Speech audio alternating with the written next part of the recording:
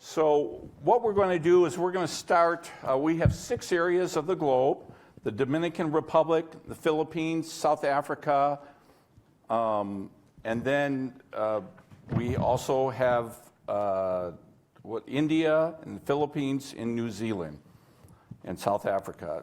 So we'll take the first question from the Dominican Republic. It's Felipe, I think it is, or Lauren. Who's going to ask the question? Our first question. Go ahead and ask in the Dominican Republic. Yes. Greetings from the Dominican Republic. For Dr. Geisler, how important is biblical inerrancy in our time? Okay, the question is, how important is biblical inerrancy in our time? Biblical inerrancy is as important in our time as it is in any time. Psalm 11:3 says, if the foundation be destroyed, what shall the righteous do? A number of years ago, I was in Toccoa Falls. There's a little school that used to be there that had a cracked dam, and behind the cracked dam there was a huge amount of water. And one night it broke and the water came rushing through, and some 60 people were injured, many were killed. And if you interviewed the families of Toccoa Falls and you said, is it dangerous to live downstream from a cracked dam, what would they say? There are many people who say, well, there's a crack here or there in the Bible, just a minor crack here or there. How dangerous is it to live below a cracked dam of the Word of God? The foundation is in the Word of God. God can't err, and the Word of God, the Bible is the Word of God. Therefore, in any generation, in any time, especially in our time, we need to stand firm on the inerrant Word of God. Amen.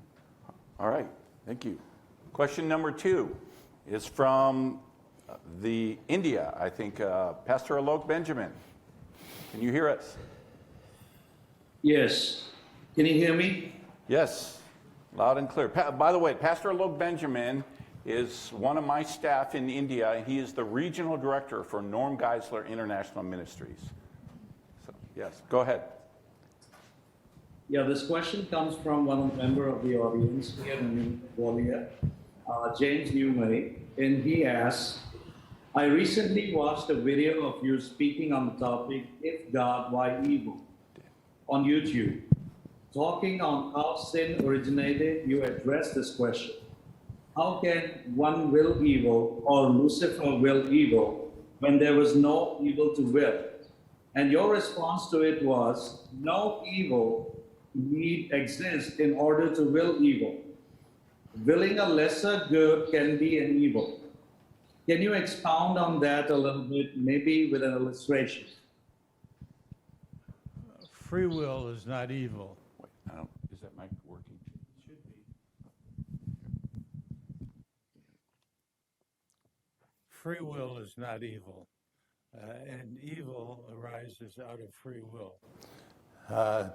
Because people were free to choose either good or evil, and some chose evil rather than good, evil came in the world.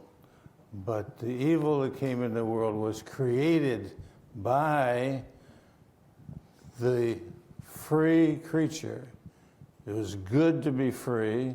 It is good to be able to exercise your freedom, but a choice of evil is evil. So the evil was created by the good person with the good freedom that brought the evil into the world. Okay. All right. Our next question comes from the Philippines, and it's from Pastor Eric. Are you there, Pastor Eric? Yes, Brother David, can you hear me? Yes. Yes, I can. Go ahead and ask your question. Yeah, why are there differences in the Gospels? And do we really need to harmonize them? How, if ever? Okay. This was also a question for you. What? What is it? Go ahead, repeat the question. I got it. Yeah, why are there differences in the Gospels? Because it's a raging issue right now.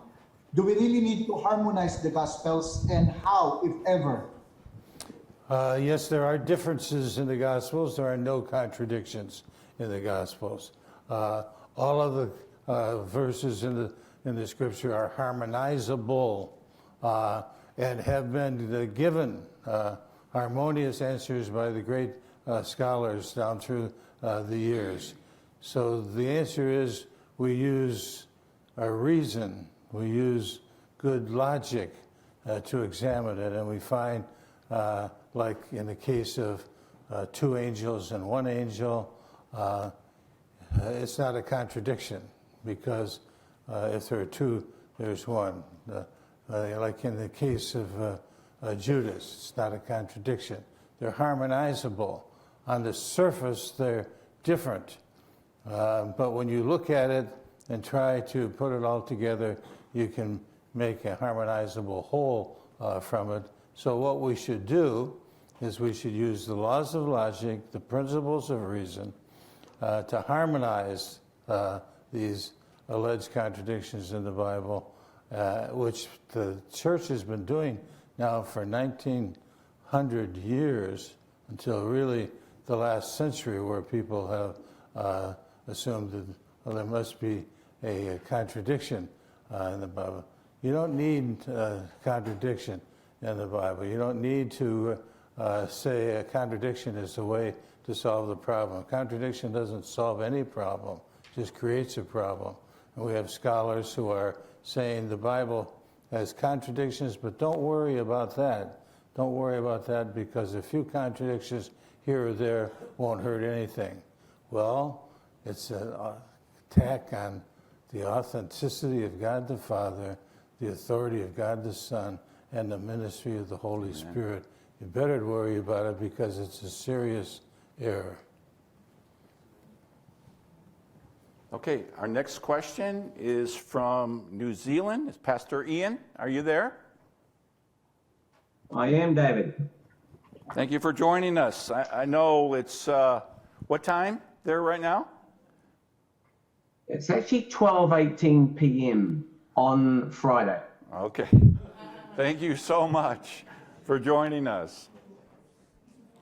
So one of the questions we have here is, can people who have never heard of Jesus be saved? Specifically, can people be saved through only general revelation? Okay, Brian, why don't you take that one? Does it work? I'm on. I can use this one? Yes. Okay. Well, first of all truth is God's truth, and general revelation refers to the truth that we learn via what we call unaided. It's unaided revelation, meaning that I don't have to have God come specially tell me something, because He designed me to be able to use reason. I can use science, history, math, or whatever to discover truth.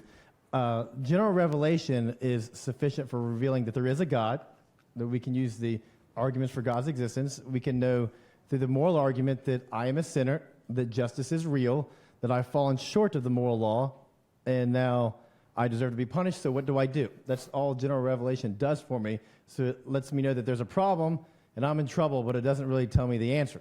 Now, special revelation is when God reveals to us what I couldn't figure out on my own, which is that He made a way to save me.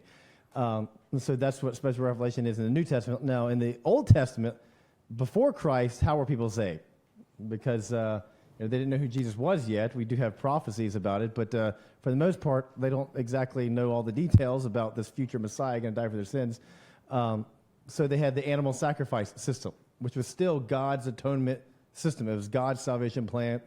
And we learn in the New Testament that all those sacrifices, they only actually, if you relied on that, it's actually Jesus' blood still that's applied to your account.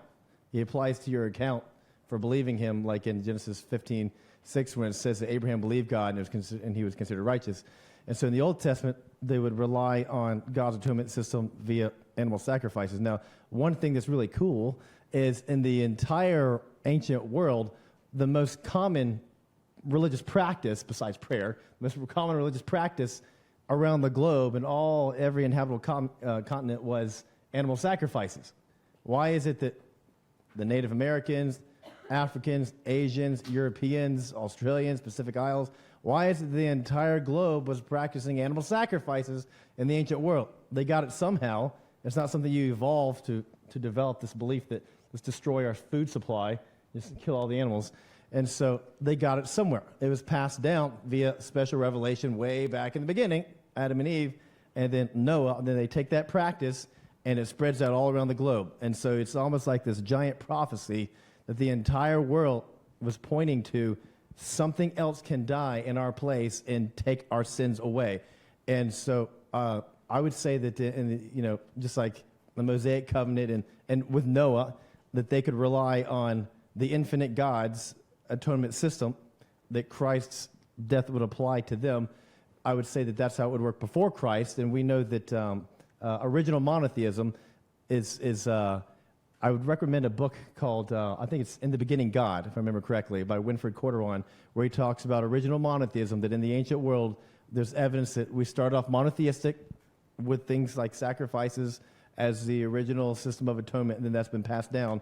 And now we know that it is through Christ that we are saved. And so there's nowhere that you can really go in the world where the message of atoning for sins isn't somewhere accessible in walking distance. And then someone who says, I'm a sinner, what do I do now? Then that's when the gospel, you're right for the gospel. And God can always send an angel. God can send a dream, because we hear that happening all the time. I've met 3 Muslims who have had dreams where Jesus comes and explains the gospel to them. And I'm very jealous of that, because I would love to have a nice, awesome experience like that. So we do know that God has not left us alone, that he is always there for us, and he's always coming after us. Thanks. Appreciate that. Great. Our next area is South Africa, and that is either Natalie or John. Who is going to ask the question from South Africa? I'm going to. Hi, Natalie. Greetings. By the way, from South Africa. Greeting. Natalie was one of my and Don's former students when we went to South Africa, and now she is actually teaching in this Bible college. She's one of the teachers. So we're really excited about that. Go ahead, ask your question. How are we to understand the inerrancy of Scripture in relation to those passages that were not part of the original text, like John chapter 7, verse 53 until chapter 8, verse 11? And in these passages, are these passages inerrant and authoritative as the other ones? I think that's a question for my father. Go ahead. As you read in your Bible, from time to time, you'll see a little footnote. It'll say, and this verse is not found in the early manuscripts. It usually means that there's no sufficient evidence that the verse was in the original text.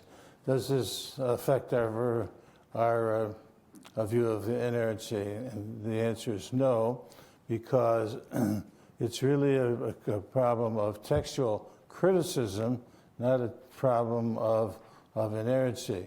If the text belonged there in the original, then it was inspired and inerrant. The question is, did the text belong there in the original or not? And if there's no good evidence that the text belonged there in the original, then the best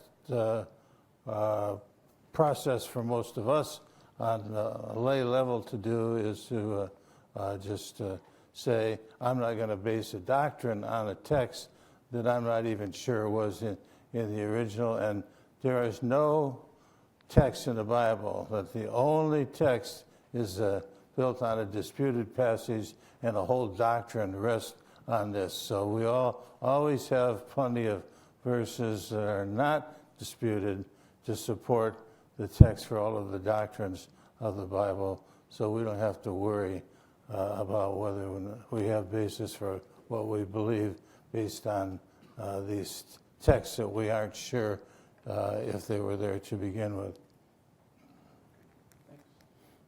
All right, our next question.